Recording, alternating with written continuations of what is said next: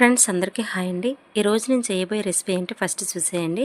మినపరుబ్బు తీసుకొని అందులో ఉల్లిపాయ ముక్కలు, జీలకర్ర, సాల్ట్ వేసుకొని 1 కప్పు గోధుమ పిండి, 1/2 కప్పు వరిపిండి తీసుకొని మొత్తం కలిసేటట్లు కలుపుకొని ఒక 2 నిమిషాలు పక్కన పెట్టాలి. అందులోని కరివేపాకు, కొత్తిమీర, అల్లం ముక్కలు, పచ్చిమిర్చి మీకు నచ్చితే వేసుకోవచ్చు, లేదంటే స్కిప్ చేయొచ్చు. మా పిల్లలు తినరు కనుక నేనైతే స్కిప్ చేశానండి. తర్వాత స్టవ్ ఆన్ చేసుకొని ప్యాన్ పెట్టుకొని ఆయిల్ వేడెక్కిన తర్వాత చిన్న చిన్న బోండాల్లాగా వేసుకుంటాము. ఇవి మైసూర్ బోండాలు కాదండి, పుల్లటి పునుగులు.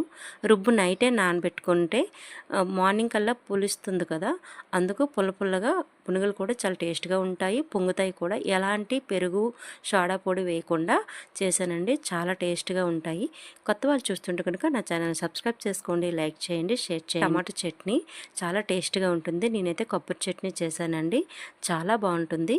కొత్త వాళ్ళు చూస్తుంటే కనుక ఖచ్చితంగా సబ్స్క్రైబ్ చేసుకోండి. ప్లీజ్ ఒక చిన్న లైక్ ఇవ్వండి. ఎలాగ చేశాననేది కామెంట్ బాక్స్లో కామెంట్ చేయండి. Thank you friends, bye.